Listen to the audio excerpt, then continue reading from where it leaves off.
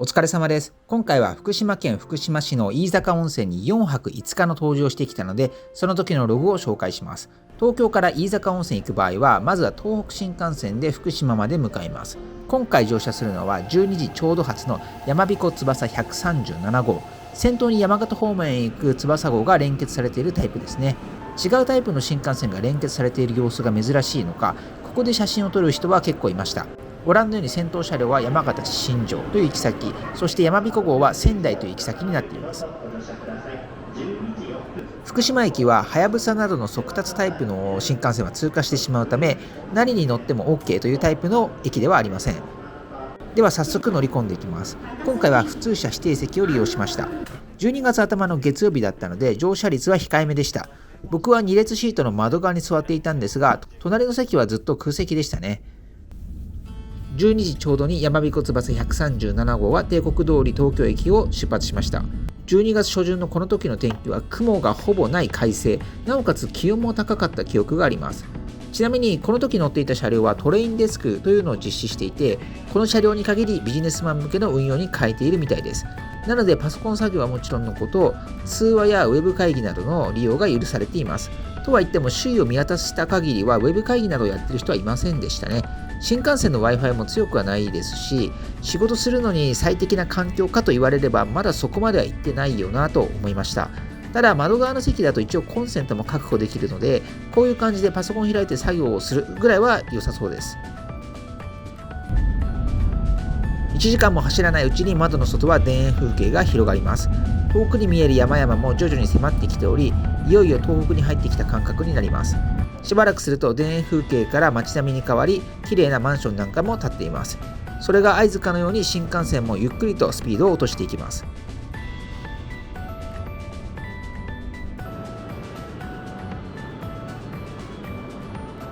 というわけで福島駅に到着しました。13時31分定刻通りの到着で、東京から約1時間半で到着しました。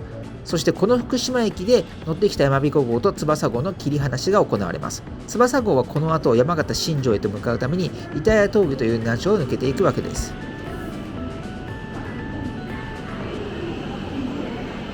では改札を出てみます。早速飯坂温泉の上りが置いてありましたが、何かのイベントの時にでも使うんでしょうかね。こちらが福島駅の駅舎です。さすがは新幹線の駅というだけあって近代的で迫力があります。こちらは福島駅の東口になります。東口は在来線のホームがある側なので駅舎も控えめで、外装こそは綺麗ですが国鉄時代の駅舎の名残が感じられました。駅前もゴミゴミしておらず地方の駅前の雰囲気が残っています。例えば同じ東北の仙台駅はほぼ都会の様相なんですが、この福島駅は人通りもまばらで高層マンションなどもまだ建っておらず落ち着いた街並みなんですね。ただ駅向かい側に空き地があるんですが、これは数年後再開発が行われるみたいです。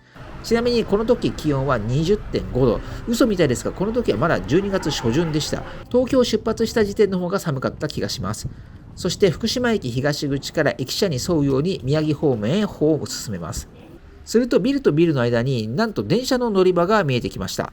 こちらの入り口は阿武隈急行線と福島交通飯坂線の2路線の乗り場になります。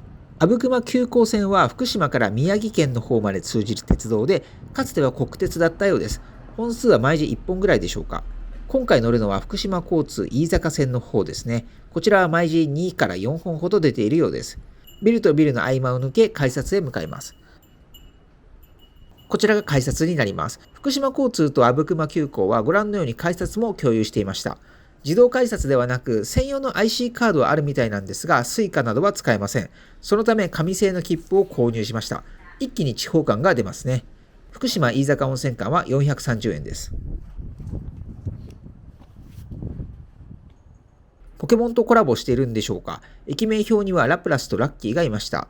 最近はポケモンやディズニーのコラボを見ると、半券のコスト大丈夫なのかなとちょっとうがった見方をしてしまう嫌な人間になりましたね。阿武隈急行と福島交通はホームを片方ずつ共有しております。こういう別々の私鉄がホームを共有している例は珍しいんですが、実はかつて阿武隈急行の筆頭株主は福島交通だったようですね。こういう感じで向こうには JR のホームを望むことができます。しばらくすると2両編成の電車がのんびりとホームに入ってきました。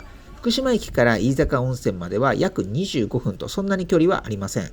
飯坂温泉は山の中にあるわけではないので、電車はひたすら福島市街地を走り続け、車窓もこういう感じで街並みが続きます。なので、この飯坂線も飯坂温泉に観光に行く人向けだけではなく、むしろ沿線住民の足としての機能の方が強いんですね。夕方頃の乗車でしたが、そこそこ乗客がいました。ちょうど地元の小学生、中学生が乗っている時間でした。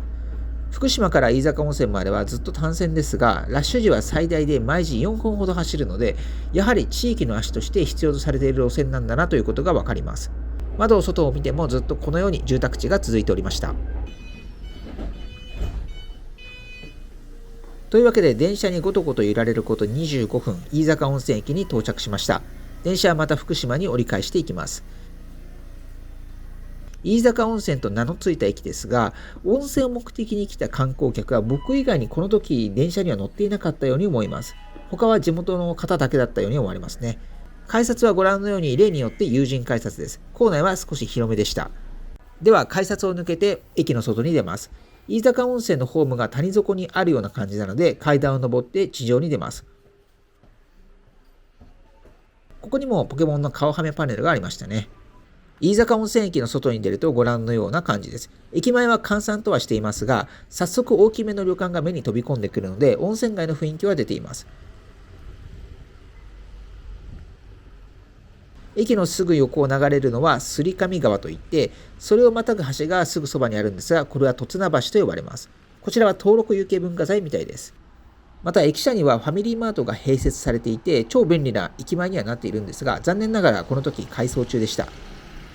では飯坂温泉駅から早速宿に向かって歩いていきます。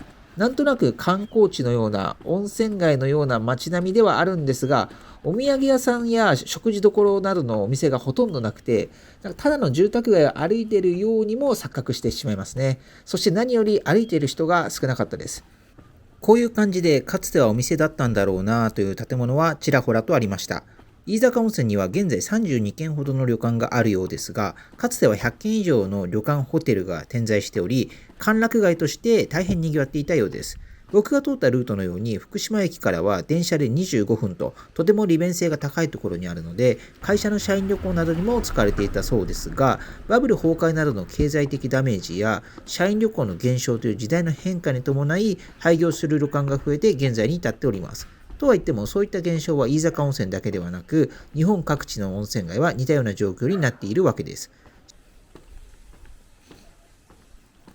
しばらく歩くと旅館が数店見えてきますが、その中の一つであるこちらの旅館、広助旅館が本日から4泊5日でお世話になる宿になります。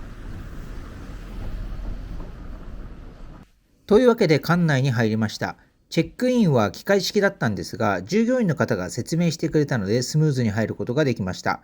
館内はワンフロア4部屋ぐらいのこじんまりとした旅館になります。建物自体も年季が入っていて、物理鍵方式でドアを開けます。部屋の中はこういう感じで、ドアを開けるとすぐに畳が始まります。4畳の部屋にテーブルと布団、そしてテレビがあります。狭めですが、このぐらいのサイズが意外と落ち着いたりするんですよね。3階の部屋からの眺めはご覧のような感じです。派手さもないんですが、観光客も少なく、こういう素朴な感じがとてもいいですね。部屋の中には小さめの冷蔵庫が1つあります。冷凍する部屋もありました。クローゼットの中には羽織が1つ、あとはタオルと浴衣が2日分置いてあります。4泊するので途中で交換してもらいました。お茶やコップなどは廊下に用意されていたので、ここから自由に使うことができます。あとは電子レンジと湯沸かし器も置いてありました。観光客だけでなく、ビジネス客の需要も考慮されているようです。お風呂は1階にあります。女性の場合は貸し切り、男性の場合は確か3人まで同時に入れたと思います。結局滞在中はずっと1人で利用してました。多分お互いに遠慮してたんですかね。宿は食事を頼めば用意していただけるようだったんですが、せっかくなので外に食べに行くことにしました。すっかり暗くなりまして、また夕食時にもかかわらず歩いている人はほとんどいませんでしたね。街も結構静まり返っている感じで、すでに営業をやめてしまっているお店もいくつか見られました。もしかしたら飯難民になってしまうかなとも思ったんですが、円盤餃子が売りである餃子の照井さんというお店で食事をすることができました。餃子の照井は福島県内に3店舗存在しておりまして、飯坂温泉のこちらのお店は本店になります。他にも福島駅の方に店舗があるようです。注文したのはやはり円盤餃子ですね。1人なのでハーフサイズを注文しました。ハーフでも1人じゃ量が多いぐらいでしたが、とても美味しくいただけました。あともう一つは醤油ラーメンを注文しました。飯坂温泉周辺にはラーメンを出しているお店がいくつかあって、もしかしたら名物の一つなのかもしれません。最近あまり醤油ラーメンを食べてなかったんですが、やっぱり外れのない安定の味でした。こちらも美味しくいただきました。で、宿に帰ってからは早速温泉に入ります。温泉は1階に小さい浴槽が1つありまして、洗い場が3人分あります。飯坂温泉のお湯はとても熱くて、この広助旅館のうちも46度か47度ぐらいありましたね。最初はなかなか入れなかったんですが、徐々に頑張って浸かるにつれて、だんだん慣れていきましたね。上がったら水分補給は欠かせません。では、初日はこれで寝ます。おやすみなさい。おはようございます。8時前、7時45分。すっかり明るくなりましたね。2日目の朝の天気はご覧のように何とも言えない曇りでした。そして今回の宿泊プランでは毎朝朝食がついていたので、食堂に繰り出すことにします。食堂は旅館の1階にあるんですが、宿泊者だけでなく外部のお客さんも受け入れているようです。なので朝からやっている飯坂温泉の食事どころというわけなんですね。メニューは確か3種類ぐらいあって、お蕎麦が2種類と、あとカレーライスだったと思います。この日はさらしなそば定食を注文しました。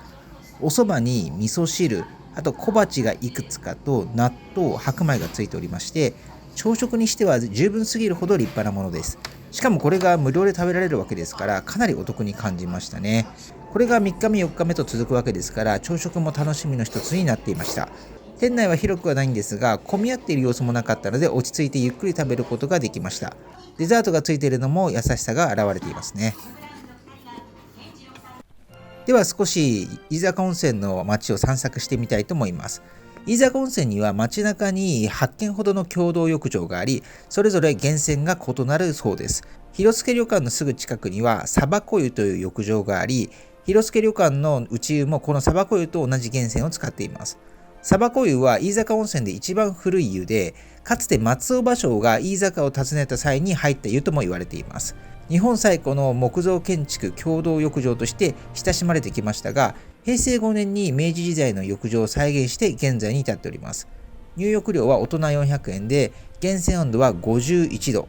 僕もこの滞在中に一度入りに行ったんですが、本当に昔の共同浴場という感じで、番台を通ったら脱衣所があるんですが、脱衣所と浴場には仕切りもなく同じ空間になっていました。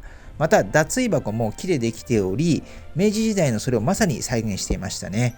浴場にはシャワーや洗い場みたいなものはなくて、みんな真ん中の風呂の周りにペタッと座って、風呂のお湯を使って体を洗ったり流したりしていました。当然シャンプーや石鹸も用意されていないので持参しないといけません。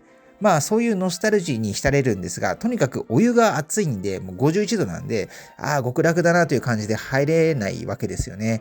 昔熱湯に使った時間だけ宣伝できるみたいな番組があったような気がするんですけど、あれに出てた人はこういう思いをしたんだなと、なんかそれを思い出しましたね。サバコ湯のすぐ横には湯沢分湯槽という大きな桶みたいな建物があるんですが、これは温泉を供給する施設のようです。飯坂温泉にはいくつかの源泉があるんですが、いくつかの源泉をこの中で混ぜてサバコ湯や周辺の宿泊施設に供給しているみたいです。つまり僕が泊まっている広助旅館もこの分湯槽から来ているわけですね。サバコ湯周辺は散歩するだけでも楽しくて、周辺には昔から残っているのだと思われる蔵が残っていたり、広助旅館の隣には堀江屋旅館という木造3階建て建築の人気旅館もあります。堀江屋旅館の正面には小さいですがサバコ神社があり、境内には飯坂温泉発祥の地の石碑も置いてありました。この神社は体の治癒したいところに温泉をかけると良くなると伝えられているそうです。飯坂温泉にはかつて100軒以上のホテル・旅館が営業していたようですが、現在は32軒ほどの営業にとどまっています。特にバブル期頃までは大変賑わっていて、現在ホテルジュラクという一番大きい飯坂温泉のホテルがあるんですけど、その目の前の通りはかつては歓楽街になっていて、居酒屋やスナックなどのお店が軒を連ねていたようです。1975年にこの飯坂温泉で G メン75という刑事ドラマの撮影が行われたんですが、その賑わっていた頃の様子が映っていました。浴衣姿の宿泊客や芸者さんみたいな方が通りを歩いていたり、まさに賑やかな温泉街を象徴したワンカットだと思います。以前は会社の社員旅行などの団体客を多く受け入れていて、特に男社員、おじさんとかが多いと、やっぱり温泉入った後に夜の街に繰り出したくなる。それを受け入れるために歓楽街が発展していったというのは想像に難くないと思います。この飯坂温泉は福島駅から電車で20分ほどととても好立地の場所にあるので、アクセスのメリットもあるんですよね。しかしながらバブル崩壊から時代は変わり、会社の社員旅行もなくなり、団体旅行すら次第に縮小され、現在は個人の時代となりました。それに対応できなかったホテル旅館が廃業を余儀なくされるわけですね。もっともこれは飯坂温泉に限った話ではなく、日本全国の温泉街に共通して言えることです。そして飯坂温泉にはその煽りを食らったホテル旅館が解体されることなく廃墟として残っているものも多くありました。特に大きめの旅館の廃墟が目立ちましたね。摺上川沿いに立っているこれらの建物もほとんどがかつてはホテルだったものです。このように廃墟として温泉街の街並みを形成する一つのピースに今はなっているわけですね。歩いていると飯坂温泉には大きいホテルよりも小さい旅館の方が多く点在していました。それこそ住宅街の中にひっそりと営業しているような感じの、もしかしたら大人数収容できるホテルよりもこじんまりとした旅館の方がこれからの時代は宿泊業としては息が長いのかもしれません。飯坂温泉に宿泊するにあたって今回いくつかの旅館を見て回ったんですが、全然空きがない旅館もいくつかありましたね。とそんな感じで飯坂温泉の街を歩いていたら昼ご飯を逃したので、この日はパン屋さんで食料を調達しました。飯坂温泉の中に渡辺パンというお店があって、こちらで購入して宿に戻りました。購入したのはハムカツサンドと卵サラダサンドですね。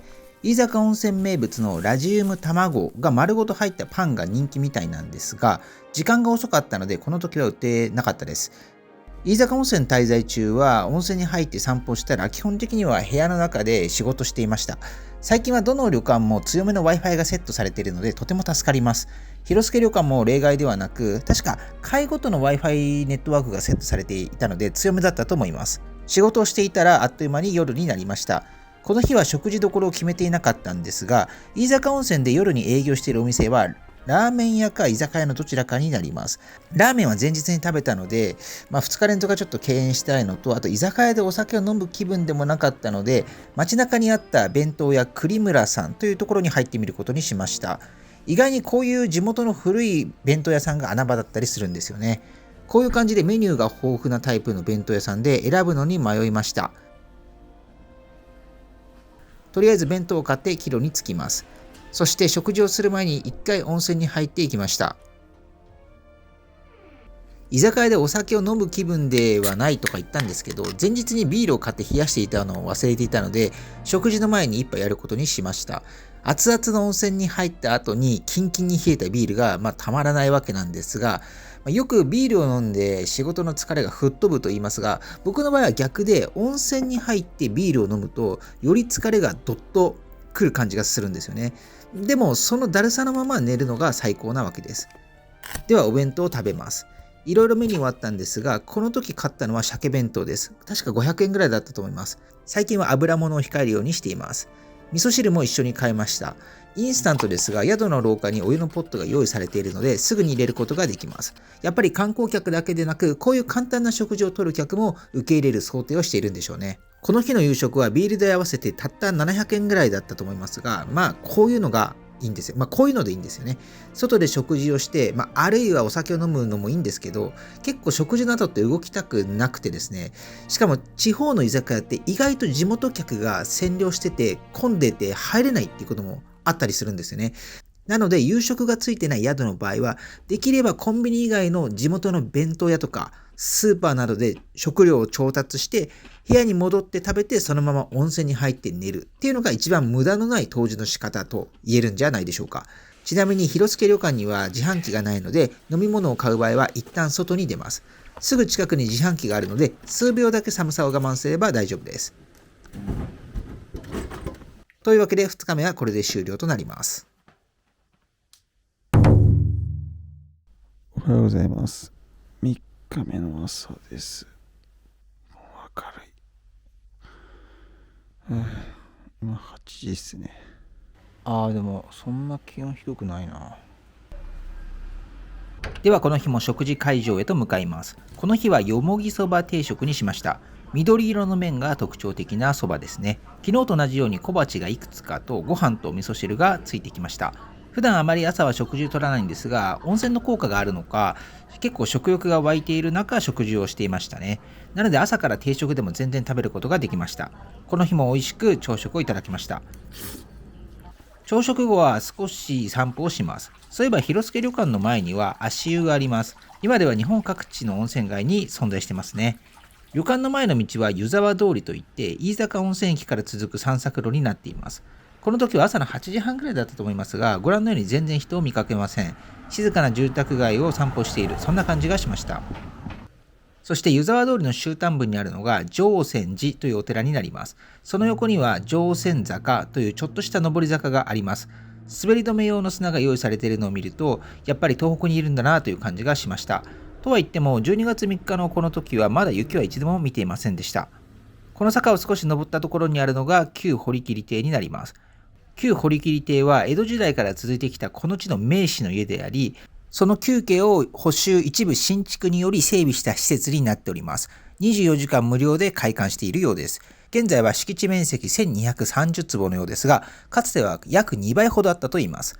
明治時代以降は堀切家からは代々県会議員や衆議院議員、貴族院議員など政治家を輩出しています。特に堀切善兵衛は高橋是木用の秘書官や駐イタリア大使などを務め、その弟善次郎は神奈川県知事、東京市長などを経て、1945年には女性の選挙権と非選挙権を認める法案を提出し、それが可決されたことでも知られているようです。由緒ある家系の家がこの場所にあったというわけなんですね。敷地内には木造1階建てですが、かなり広い旧家屋を見学することができます。また蔵がいくつか建っており、その中にも貴重な写真や資料が置いてあります。調理実習室なんていうのもあったんですが、おそらくイベントが何か貸し出しにも利用されているのかなと思います。敷地は広く、中は無料でいつでも入れるわけですから、公園のような使い方もできそうです。特に奥の方は手湯足湯が設置されておりました。もっともこれは施設としてオープンした時に作られたものだと思います。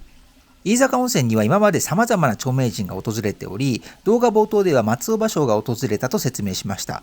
もっとも松尾芭蕉はこの飯坂温泉のことをあまりよく書いてなくて、温泉に入った後に泊まった宿がボロボロで、飲みはいるわ、川いるわ、雨漏りするわで散々だったと書き残しています。ただ松尾芭蕉によって飯坂の名が広く知られるようになり、正岡子規や与謝野晶子、ヘレン・ケラーなんかも2度もこの飯坂温泉を訪れているようです。ちなみに僕はヘレン・ケラーが来日したことがあるのをこの時初めて知りました。入り口近くには真新しい建物があります。これは観光案内用の建物で、中にはお土産や湯巡り手形なんかも売っていましたね。帰りがけにコーヒーを買ってさらに街中をブラブラすることにします。湯沢通りの一本隣の道です。こっちは温泉街の雰囲気は完全になくて住宅街になっています。渋い店構えの食肉店や、この時はやってませんでしたがカフェがあったり、一瞬見逃してしまいそうな居酒屋もありました。こちらは八幡神社です。10月には喧嘩祭りというのがあるみたいなんですが、これちょっとどういうものかわかりませんね。なんかその時にはこの周辺も賑やかになりそうですね。しばらく歩いていると近くの排水溝から湯気が出ていました。手をかざしてみると確かに熱気がしまして、多分温泉が流れているんだと思います。で、そのすぐ近くには八幡温泉という共同浴場がひっそりと立っていました。砂漠湯に比べてだいぶ地元の銭湯感が強いですが、こういうのにも挑戦してみたかったですね。ではしばらく散策したので今度は昼食を食べに行きます。もともと歓楽街だった通りには今でも飲食店が数店舗だけ営業しておりますので、その中にある小原屋食堂さんに入ってみました。店内はこういう感じで求めていたお店が見つかった気がしました。例によってここでも名物の円盤餃子がメニューにありましたが、今回の昼食はカツ丼を選択しました。あとは漬物と味噌汁も一緒についてきます。揚げ物は控えるようにしてるんですが、まあたまにはいいでしょうね。こういうところのカツ丼は食べてみたくなるものです。出汁がカツの衣にしっかり染み込んでいて、それが色に現れていました。こちらはとても美味しくいただくことができました。で、この日も仕事をするんですが、歩いていたら小野寺百貨店というコワーキングスペースを見つけました。ちょうど飯坂温泉で一番大きいホテル聚楽の目の前にあります。まさか飯坂温泉にあるとは思ってなかったんですが、飛び込みで入ってみました。1階はカフェになっていて、2階がコワーキングスペースとなっています。アイスコーヒーを買って2階で仕事をします。他に使っている人がいなかったので貸し切り状態でした。他にも会議室が2つ、それと畳の部屋、キッチンもありました。最近は地方に行ってもこういう1日で使えるコワーキングスペースが増えてきたりしているので、ノマドワーカーにとっては環境はかなり良くなっています。しかも地方だとあまり利用者がおらず、こういう貸し切り状態になることは多々あるのでかなりおすすめですね。1階のカフェは18時で閉店ですが、コワーキングスペースは24時間利用が可能です。外はすっかり暗くなって、1階のカフェも誰もいなくなってしまいました。しかし現代はもう人がいなくてもネットさえあれば完結できる時代なので、当然ここの支払いも PayPay から支払いができます。人がいなくてもまあ大丈夫なわけで、本当に便利な世の中になったなと思います。外に出たら雨が降っていました。この後コインランドリーに行く予定だったので、一回宿に戻って傘を取ってから再び向かいました。いや、なんとか傘借りて戻ってきた。正面見えてるこのキラキラしたネオンはホテル聚楽に併設されているスーパー銭湯かな、確か。こういうネオンがあるだけでもなんか賑やかな感じが出ていますね。この飯坂温泉には月曜日から宿泊して、今日は水曜日、3日目なんですね。帰るのは金曜日なんでちょうど中日になります。なのでちょっと下着とかをね洗濯したいなと思いますので、コインランドリーに行きます。いや、しかし随分冷え込んでる。結構寒いですね。ここがコインランドリーですね。よしよし、24時間やってるからすごい便利。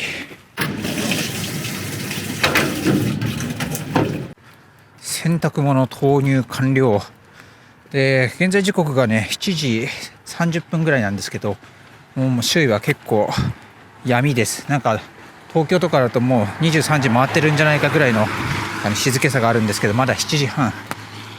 これからですね、夕飯をどこで食べるかを探さないといけません。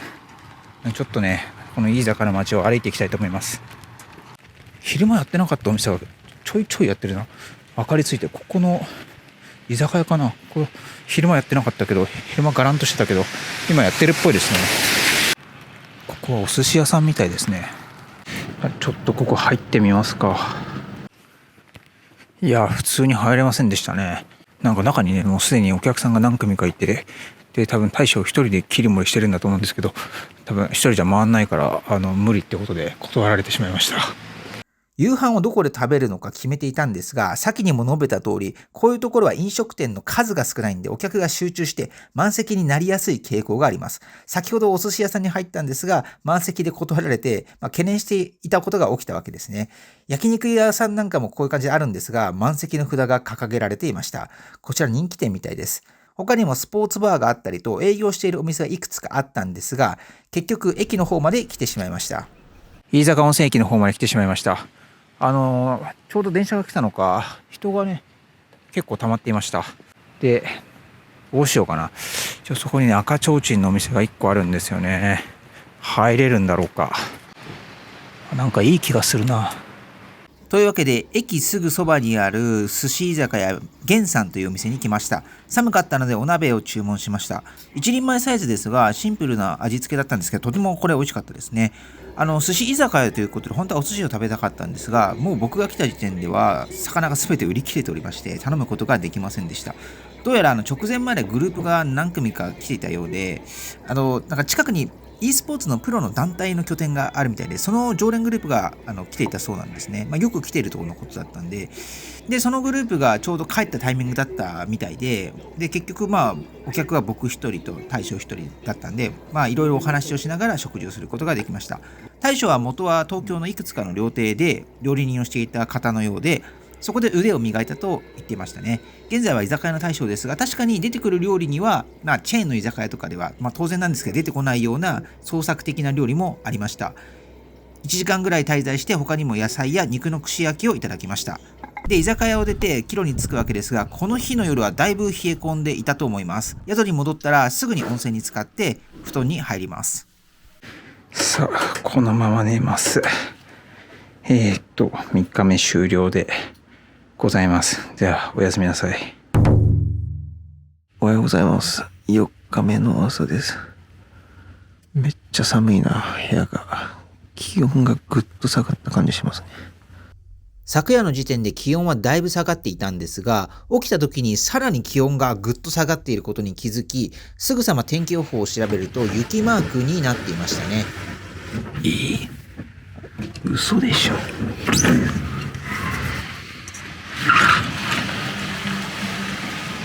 マジかよ。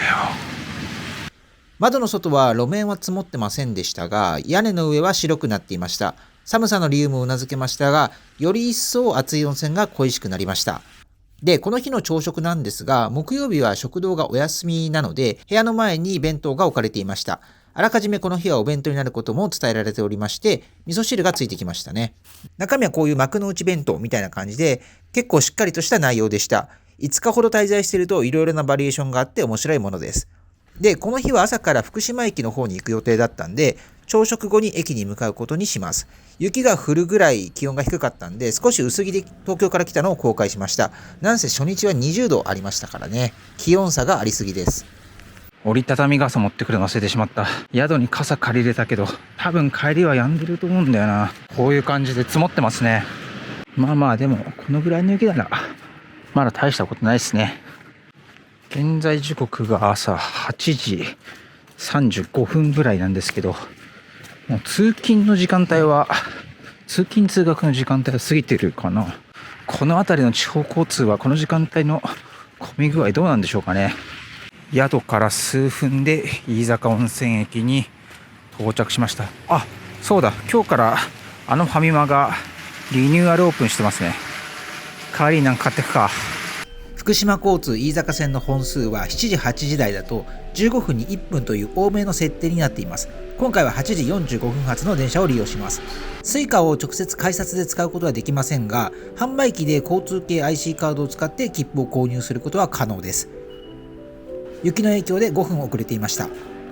雪が多少積もっていることによってすり上川沿いの温泉街も昨日までとは少し見え方が変わりますね。雪が降る中5分遅れで電車がやってきました。ホームで待っているお客さんもまばらな感じでした。乗車率は飯坂温泉出発時点でだいたい 20% ほどだったと思います。実際もう少し早い時間だと混むのかなと思います。窓の外もご覧のように雪がだいぶ積もっております。福島駅までは20分ほどで着きますので、例えば出張などで福島に来た場合、飯坂温泉に宿を取って出張期間中は福島まで毎日通勤するみたいなことも全然可能だと思います。まあ難点を言うと片道430円往復860円と首都圏に比べて交通費がちょっと割高かなということぐらいですかね。福島駅に近づいてまいりました。この辺りでも雪は結構積もっています。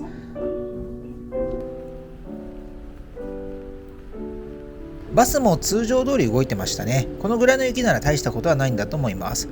この日は福島駅近くのコラッセ福島の中にあるコワーキングスペースで仕事をしました。ここはパスポートセンターや商工会議所なども兼ね備えている公共の建物のようで、おかげでコワーキングスペースも1日1000円という激安料金で使うことができます。おまけに館内はとても綺麗なので快適に使うことができました。ちなみに朝から雪が降っていましたが、昼頃にはすでに止んでいてすっかりと晴れました。一通り仕事を終えた後はずっと見たかった映画を見に行きます。福島駅周辺の映画館は一つはイオンの中に入っているイオンシネマ福島になります。実は遠い昔には飯坂温泉にも映画館があったみたいなんですが、今は皆無です。映画を見るためには福島駅まで来るしかありません。この日は佐藤二朗さん主演の爆弾という映画を見ました。話題になっていてずっと見たかったんですが、ギリギリまだやっていたので見ることができました。平日の映画館は空いていてとても快適に鑑賞することができました。なかなかおもろかったな。佐藤二朗の演技怪演ですね。あれは渡部篤郎は相変わらず渡部篤郎って感じですね。飯坂線の電車が止まってる。あれ間に合うかな。この福島でなんか食べてきたかったけどちょっと時間ないから先に飯坂温泉に戻ります。ちょっと夜飯のことは全く考えてないけど、まあいいや。爆弾は2時間以上あったので結構終電間際となってしまいましたね。飯坂線は22時50分が最終電車になります。映画爆弾は確か2時間半近くの長尺映画だったと思いますが、19時からそれを見始めて21時半過ぎぐらいに終わったんですけど、それでも飯坂温泉まで余裕が帰ることができます。素晴らしい立地なわけですね。寒い。着いた。22時15分です。当然のように駅前は静まり返ってますね。コンビニやってる。命のコンビニ。やっぱりね、ファミリーマートの明かりを見るだけで安心してしまいましたね。やってますね。もう当然ながら全然誰も歩いてない。人気ほぼなしですね。とりあえずね、今日の夜ご飯、もう夜食って言っても映画館の中でホットドッグ食べたんですけど、夜食を買ってきました。最終日だけど、ファミリーマートでいいでしょう。無難にね。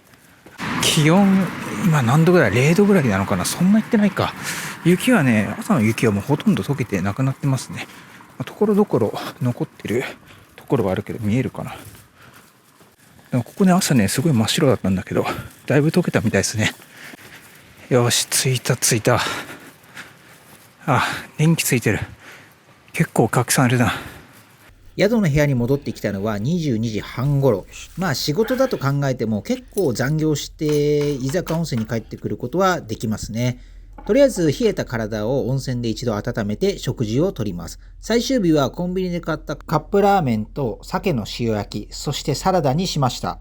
カップラーメンもプロテイン多めのものを買っておりますので、これで深夜にカップラーメンを食べるという少しばかりの罪悪感が薄れるという無駄な努力もしました。せっかく温泉に来てるのにコンビニ飯なんてと思う人もいるかもしれませんが、当時は温泉旅行とは違うので、食事が豪華である必要はなく、それよりも当時で体を整えようとしているのに暴飲暴食をしていてはあまり意味がないわけです。したがって普段日常で摂るような食事で十分で、居酒屋で食事を摂る日もあれば、部屋でコンビニ飯で済ませる日もあるという、あえて普段と変わらない食事をするわけです。